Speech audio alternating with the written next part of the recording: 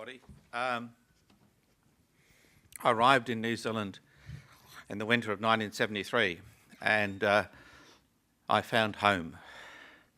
Because a whole bunch of people like me who'd like to explore things and understand how things work. So they're the kind of people that pull watches apart, no intention of ever putting them together again, just wanting to know how they work. And that was exemplified in the first week of arrival in New Zealand. I bought a few properties around Mount Eden. One of them was on the side of the actual mountain, and it had a huge lava flow going through my basement. And being cashed up and nothing better to do, I decided to dig it out. So I went to the local Mitre 10 or Hypol and hired a little Kango hammer, 750 watt job, and I started to drill it into the mountain to remove the mountain from my basement.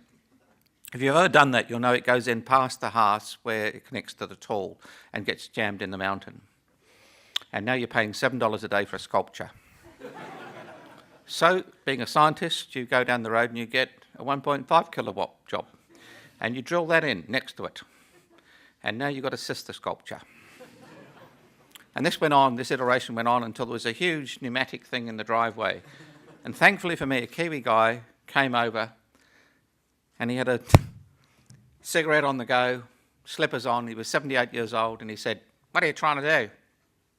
"I'm trying to dig out my basement, make a 4-car garage." He said, "Come and look at my place."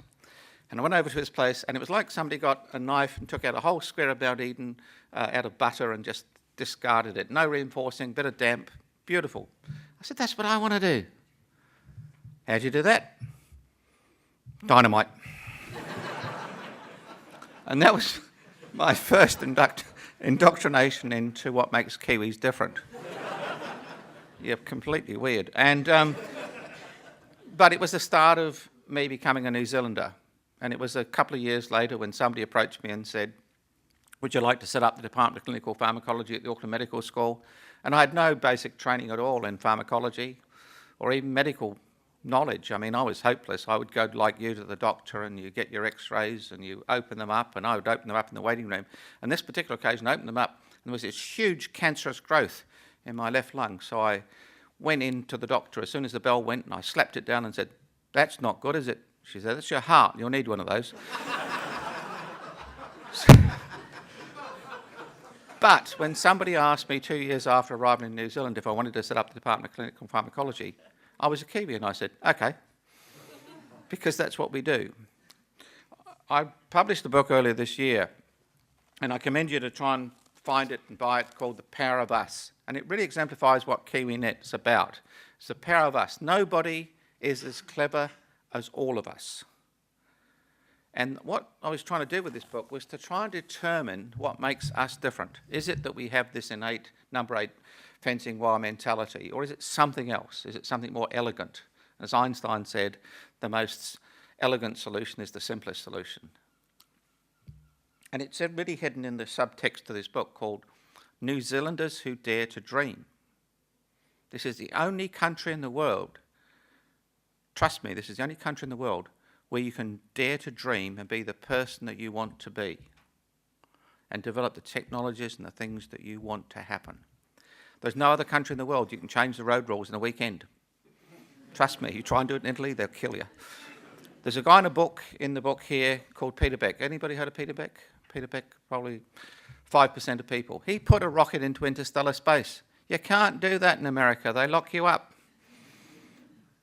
He did it with a bit of funding from Michael Fay in a little island. You can't do it in Australia. The air traffic controllers would want to know where it's going to land.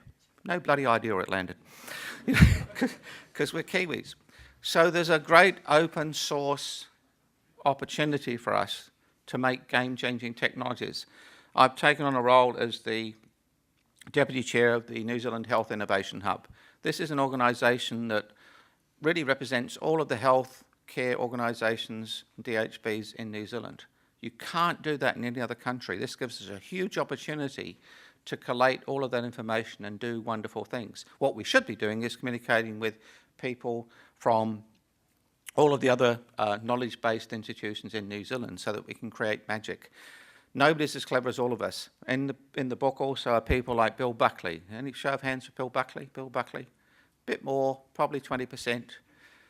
The other 80% should be pretty much shamed because Bill makes 80% of the electromagnets that, sorry, 90%, he keeps apping every time I listen to his speech, but he makes 90% of the electromagnets that go in to make the chips that go into your cell phones. It's not a Silicon Valley company, it's a company in South Auckland that actually rules the world in terms of the starting point. So what does that tell us about us? Well, it tells us that we are incredibly innovative. We do have an open source communication system. We tend to talk to each other. We don't rely on NDAs before we start exploring each other's activities. We are totally open source. We're honest, we're clever, we're thinking people. But more than anything else, we actually can just dare to dream. You can actually say, I want to be this kind of person. I want to start this company. And you'll find another guy in a shed somewhere. Some of the technology that I've developed is really just a series of guys in sheds. And you can always find the next part of technology to solve the problem. But what we do need to do is communicate better with each other. And more importantly, I believe, to celebrate who we are and to take our place on the world stage. We're very bad at it. We're very good at it in the sporting arena. But when you think about the innovations that New Zealanders have brought to the world, we should actually celebrate these. A good example, Colin Murdoch. Anybody heard of Colin Murdoch? Oh, poor old Colin. 0.5%. Every single person in this room has been touched by Colin, and probably 90% of the developed world and probably 30% of the developing world. He invented the plastic disposable hypodermic syringe, which changed and revolutionised modern healthcare. He was a pharmacist in Timaru, and it came out of one simple moment of observation in his garage trying to fix a big pen when he was putting some pieces of wire down the end of the little Bic pen to make it work, and he realised if he could put a piston inside a piece of plastic, he could make a plastic disposable hypodermic syringe. Everybody that invents stuff that's really game-changing is usually not practiced in the art. They're people who just observe things. So our trick is to be the best observing country in the world, the best communicators in the world, and also to start stepping up who we are as a country. When I came to New Zealand in 1973, I didn't know that I could end up with an organisation that changes the lives of millions of people around the globe in terms of blindness prevention, low-cost incubators or nutritional products. None of that would have happened if I hadn't come to New Zealand. New Zealand allowed me to be me, and it gives us a huge opportunity on the world stage to make a difference. One thing that characterises us as a species is that New Zealanders have absolutely no respect for the status quo. We change things, we're not fond of rules, and we propel the human race forwards. I'm ferociously proud to be a New Zealander, and I inspire you to go out and change the world just as I have. Thank you very much.